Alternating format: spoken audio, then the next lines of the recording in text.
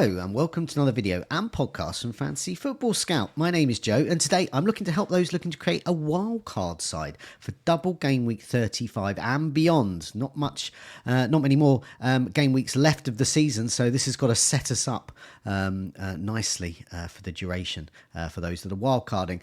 This will hopefully be handy for those not wildcarding as well, so you know what you're up against and also which transfers to target. Before we go on, just a reminder, do press that like button. It really helps us out, and do remember to subscribe so you can keep up to date with our latest videos and podcasts as well. So what we're going to do is we're going to have a look at how to set up a wildcard team. Most people wildcarding will have already got that. They'll all be familiar with the players and the teams they're targeting, but this is just a useful reminder for that. So we'll look at the fixtures. I've then got some stats about defence. For my own wildcard team, I've got a lot of problems with defence. I'm not sure who to go for. I'm not sure if I want anyone, but we can't have an all-out attack chip anymore. I'll also look at the best attacking players. This is from a table that we also featured on FPL General Show earlier this week as well. So I'll just sort of recap on that. And then I'll put a wildcard draft up on screen. This will be different to the one I put up for my own team.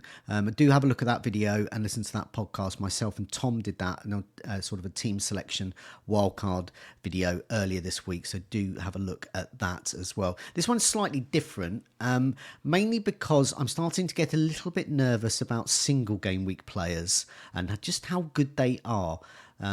Just for one match, so I think they might do better than double game weekers, and they might be needed for some of those other fixtures that are around. So for example, well, I'll put the fixtures up in a sec, but game week 35 and 37 are double game weeks, 36 and 38 aren't. So we need to be thinking about all of those fixtures, not just the doubles. Okay, let's put the fixtures up. This shows what we're looking at here, and this shows where we should be targeting our transfers. We should be looking at these top teams here. These are ones that are doubling, not just in 35, just two teams there. Chelsea and Tottenham are doubling in 35. But you've also got teams, Chelsea and Tottenham are doubling again in 37. And Newcastle and Man City and Manchester United and Brighton, they all double then. So varying degrees should be targeting them. This I've got up on screen, and for those listening on the podcast, I've got a list of the fixtures that are coming up, and I've sorted it by difficulty as well. And this shows that understandably those with a double game week are top there, but they're also top because they've got good fixtures around it. So for example, Chelsea are top, but in game week 36 they play West Ham. I know they've just been beaten heavily by Arsenal, but Arsenal are a very, very good side. West Ham perhaps not as good as Arsenal, so I would expect returns there. Chelsea's last game is against Bournemouth at home. Really good fixtures there. Newcastle, for example, Sheffield United at home, single game week for them, but that's a great fixture at home. Likes of Gordon, Isak, and their defence as well looks like a very good fixture. Game week 36, promoted side again. They are away to Burnley, and then in game week 37, quite a nice double actually. Brighton and Manchester United. I wish I could have more than three Newcastle players. I really like their fixtures. And they finished the season away at Brentford. Tottenham are looking good. Mixed bag of fixtures, I think. But nevertheless, it's a huge quantity here. Arsenal, Chelsea, tough double in 35. Bullets a double. 36, they've got Liverpool. Liverpool can concede. Burnley and Man City at home. Burnley fixture's great in 37.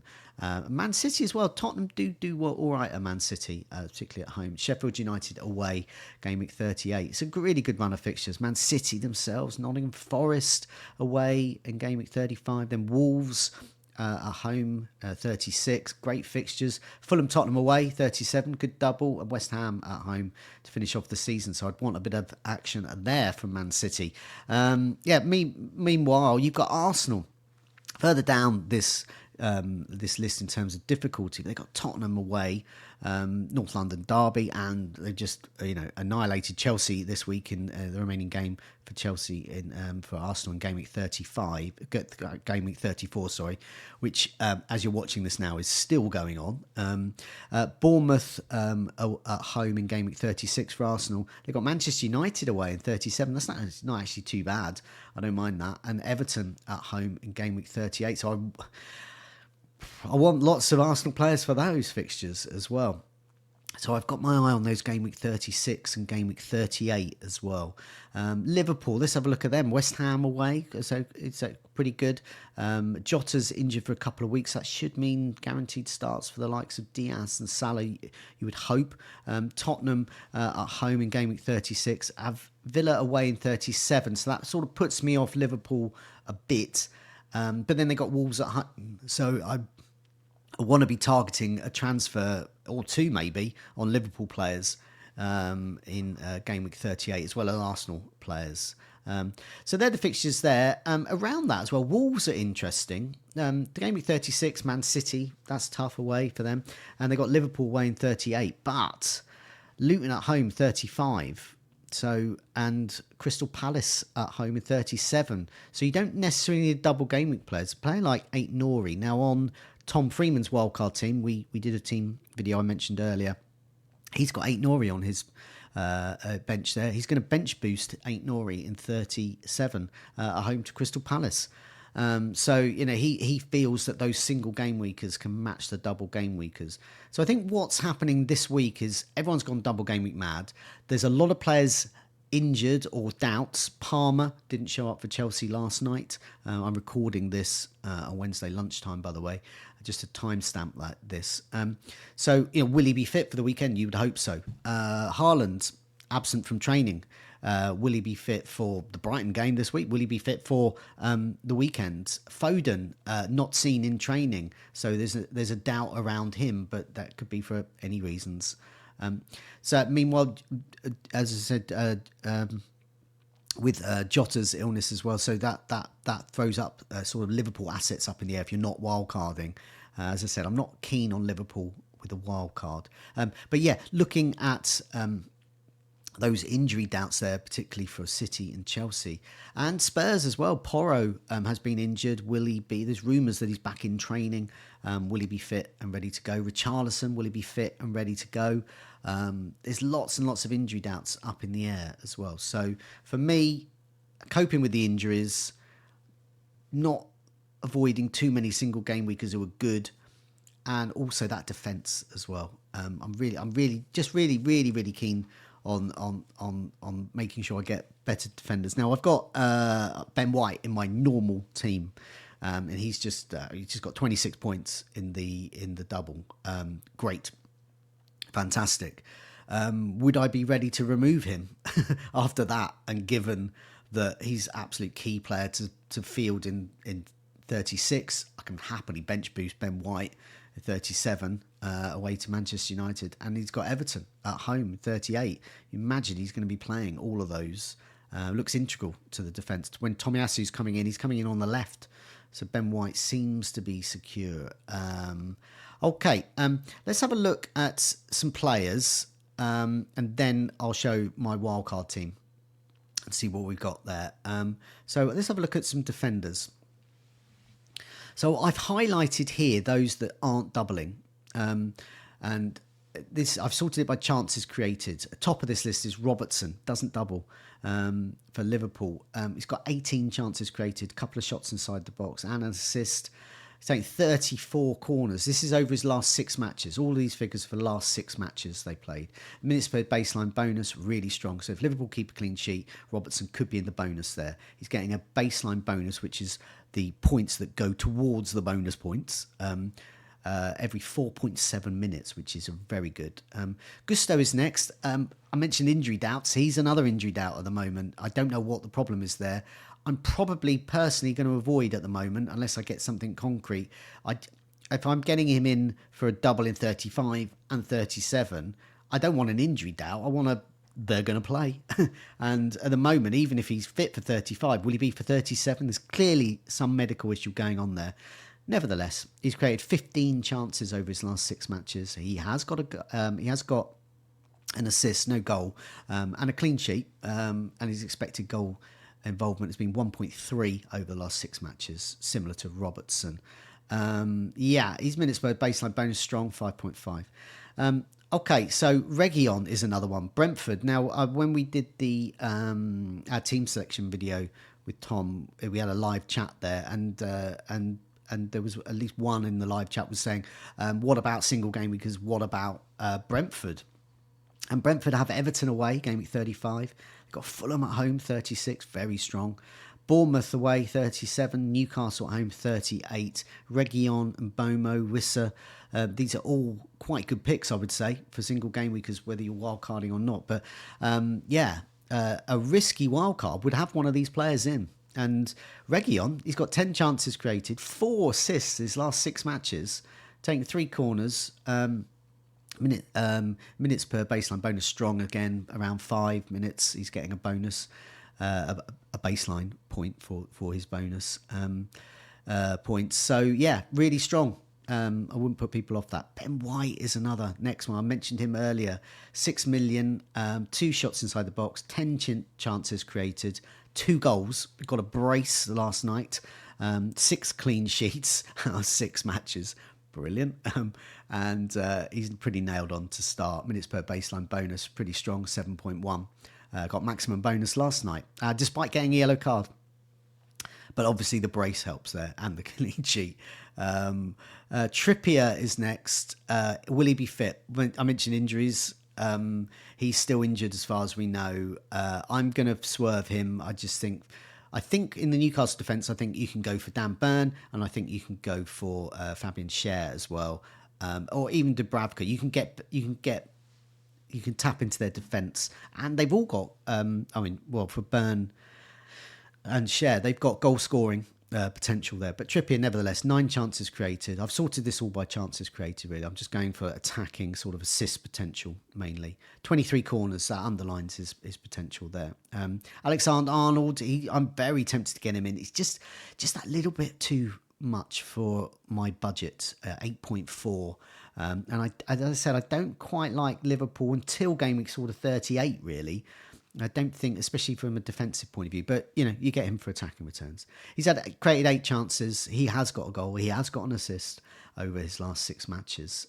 His expected goal involvement is 1.38 over 6, last 6, which is good for a defender. Very tempted to get him in. I wish he was 7.4. I think I would get him then. Just get good players, good teams. The old mantra. Rico Lewis, Man City. I'll rattle through the last ones because we want to sort of plough on and sort of keep this to be a short video. Rico Lewis, I don't think many people go there because of minutes risk. Nevertheless, he's created 8 chances. Cucurella, minutes risk again. Chilwell could be back, could supplant him there. As a Brighton fan, Cucurella was good. It's good to see him actually getting some returns. He's got a couple of assists in his last 6 matches, created 8 chances. Dalot at Manchester United is interesting. I think with Manchester United, with Burnley at home in 35, the double is tough from a defensive point of view. So I'd want attacking defenders, I think. So that's why I'm sort of put off Onana, and I'm a bit more keen on Dalot because he could get an assist over against Arsenal and Newcastle, particularly Newcastle. He's got Brighton away at the end, Crystal Palace away in 36. So, 5.2 million. He's created 7 chances. He has got an assist in his last 6 matches, so he's got the potential there. Gvardiol at Man City. It's a minutes risk. Ake's back. Will he play? That sort of veers me towards Ederson rather than Gvardiol. But I think if I did go for a Man City defender, it would be him because he has got a goal. He has got an assist. And 7 shots inside the box, 6 chances created last 6 matches. Expected goal involvement of 1.91, which I think it is indeed, of all of these players, that is the highest over the last 6 matches. And the last name is Porro. He has got a goal over his last 6 matches. Currently flagged. I'm keen. He's probably the only, with a doggy out, he's the only one I'm interested in from Spurs in defence. I don't think I'm going to get any clean sheets. Maybe 1.37 at Burnley. Last game away to Sheffield United. Sheffield United's last game in the Premier League. Tottenham can't keep a clean sheet. I just can't quite see it there. But Porro's the only one I'm interested in. Let's have a look at some attackers, some attacking players. As I said, I'll sort of sketch over this one because do have a look at FPL General's team selection video I did with him earlier in the week where we look at this in much more detail, but I'll just go through the names and I've highlighted there's a number of double game weekers here. I actually think these are just attackers in terms of just forwards. Okay, so because I think a lot of the midfielders are. Anyway, well, I'll put my draft up in a sec, and you'll see that a lot of them are just sort of nailed for me. Anyway, but Isak, minutes per expected goal involvement, non-penalty every 110 minutes, got 7 goals and assists, 8 attacking returns in his last 6 matches. Totally nailed on in my team. Haaland, injury doubt, but he's got 3 goals, 2 assists, 5 attacking returns in his last 6 matches, created 6 chances. But he's 14.2 and could be injured. Mateta, he's going to be the one that gets away. No one's going to have him who's wildcarding. But he has got 5 goals and an assist in his last 6 matches. Crystal Palace's fixtures are strong. Fulham away, and then Manchester United, Wolves and Aston Villa. They're all sort of blue for easiness in the season ticker at Fantasy Football Scout. Jackson at Chelsea didn't do much last night against Arsenal, but has potential. He's got 3 goals in his last 6 matches he's played and 2 assists, 5 attacking returns. I think he's worth a go. He escaped a yellow card last night against Arsenal, so he's good to go in 35. I think I'm going to give him a go. Pedro at Brighton's not going to get much interest. He's only got 1 goal in his last 6 matches, is on pens, but is playing out wide. I think he will be used in whatever role. We could, if there's an injury to Welbeck, who could play up front as well. But he's sort of an also-ran for me for a wild card. Højlund's the same thing. He's just not getting the return. He's got 3 goals in his last 6 matches, but if you look at the last, say, 6 game weeks, I haven't sorted by game weeks because it's different with double game weeks and blanks. But if you did that, it wouldn't be strong. I think he seems to have a role of occupying defences, while Garnacho, Fernandes, Anthony, even Rashford, they're the ones who are getting McTominay. They're the ones who are getting returns when they're getting attacking returns there. Watkins at Aston Villa. I think I'm tempted by him if the Haaland injury looks serious. He is 8.9 now. I can't remember what I sold him for, but I obviously regret selling him 3 or 4 weeks ago. Got 3 goals and 2 assists over the last 6 matches. And created 6 chances as well. So because he could be the one of only 3 players, I believe, to get 20 goals and 20 assists. I think I've got that right. A season. I think only Luis Suarez and Henry, I think, have only achieved that. But yeah, I'm sure people in the live chat, please do correct me on that one. But I think he could be joining an elite group of creative goal scorers. Solanke is next as well. Less on the assist potential there, just goals for Bournemouth. I'm not too interested in Bournemouth. They've got Brighton at home, 35. That's good. But then they've got Arsenal in 36 away, Brentford at home in 37, Chelsea away in 38. It's okay. I don't know if you get an optimum returns from him, but nevertheless, Solanke's got 4 goals in his last 6 matches. Okay, let's have a look at a wildcard draft. Now, this is going to be similar to most of them. There are differences you can do. So this is my sort of latest one. And I have got a couple of players here who aren't doubling in game week 37.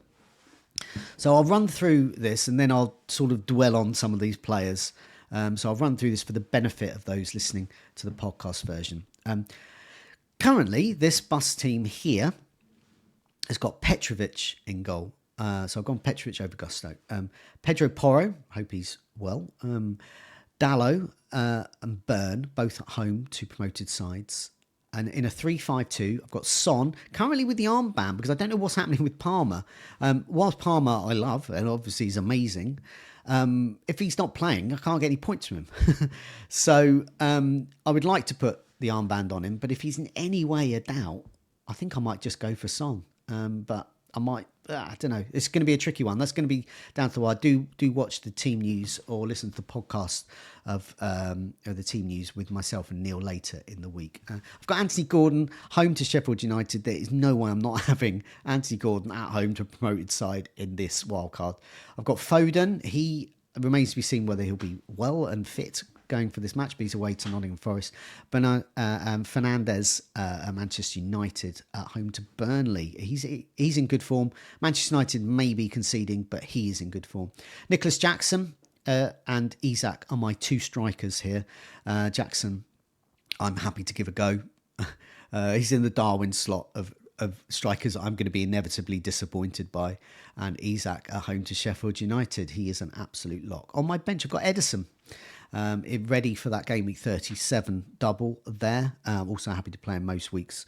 Haaland is on the bench because I think from all the rumours look to be that he's not going to play against Brighton in game week 34 on Thursday, which would mean I'd need to see him pictured in training and actively in training. I've seen him pictured in training before around Christmas, and I kept him.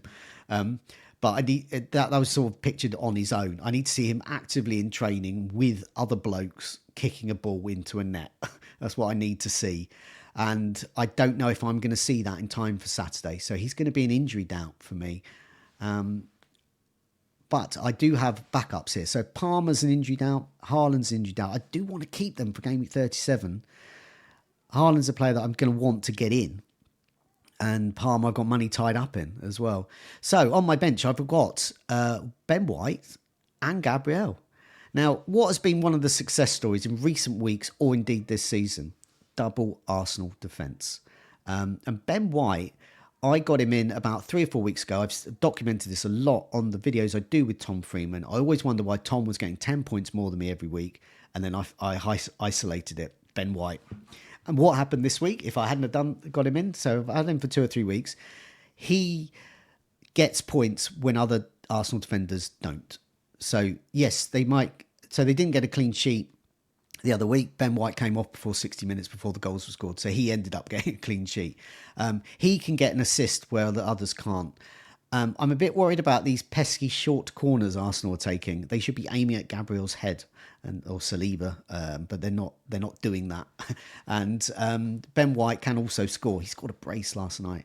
He's top defender for a good reason. I just thought, why remove him? And I've got Gabriel there because he might get me a goal. But yeah, it's just that clean sheet potential there for Arsenal. I'm happy to play them most weeks. I'm happy for them to come in against Tottenham if needed. I'm going to field both of them game week 36 at home to Bournemouth. I'm going to field both of them away to Manchester United in the double game week. But I might remove one of them because I might get double game week fever. But I just think, who's going to be better amongst defenders than those two?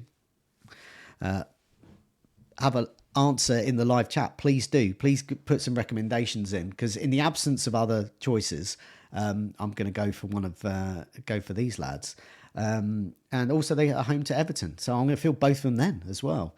So why deny myself one of the success stories of this season, I think. So issues to think about there. I've sort of gone through some of them. Porro, if Porro is not fit and ready to go, I mean, I don't anticipate much from him anyway, but it could get attacking returns there. Then there will be a bit of a rethink. I might therefore look to, instead of Burn, get Share. And so in order to, by the way, I've only got 0.6 in the bank for this one.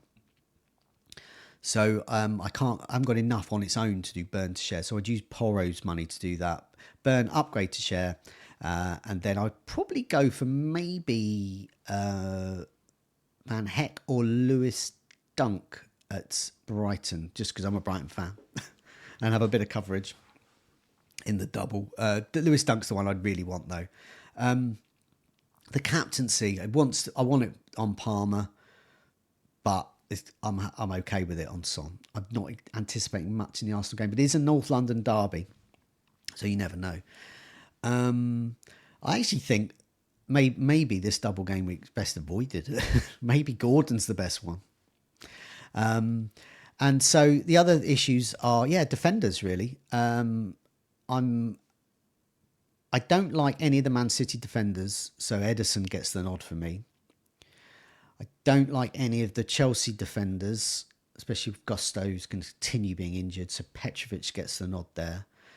In terms of the defence, I want a Newcastle defender, so Share or Burn. That's going to depend on budget. I prefer Share, but Burn will do. Dallo, I think I prefer to Nana because I don't know about the clean sheets. I think they'll get a clean sheet in 35, but I think Dallo has got that assist potential. But I don't totally rule Nana out. And then across the middle, yes, Palmer's not going to go anywhere. I just need to get coverage for him on a bench, really. And Foden, I hope he's well. If he's not, I will probably get Brennan Johnson in for Spurs for Foden, but then it sort of books in a transfer, so I'm less keen on that. And the other issue, defence. White and Gabriel. If you can think of a better defenders than Ben White and Gabriel, please say that on the live chat. Please, and I call it the live chat. I'm used to streaming so much. In the chat below, so in the comments section below the line, do let me know about defenders, because that's the one I'm really concerned about. There's not much I can do about the injuries apart from adapt to them. So we'll know more towards the end of the week around them. Okay, I'm going to go now. Hope that's been of use to you. I hope that's been of interest. Big issues around double versus single game week players. Big issues around defence, I think, on a wild card. Big issues about who to captain in game week 35. And also, I don't think there's big issues around. The thing I don't think there's a big issue around is Newcastle. Newcastle, great fixtures in the single weeks they've got, and their double as well. I just think triple up there.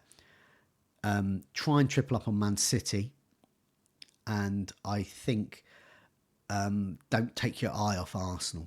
Have a bit of Arsenal in there. At least have a plan to get Arsenal back in.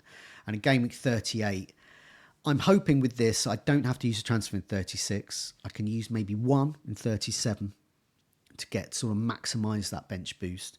And in 38, I can use 2 transfers. And really, I'm looking at Liverpool and Arsenal there. But a lot's going to depend on whether the league's wrapped up for City, for Arsenal maybe, for Liverpool. And so to see, who's in the running there, what they've got to play for as well. Also, I like home games in game week 38.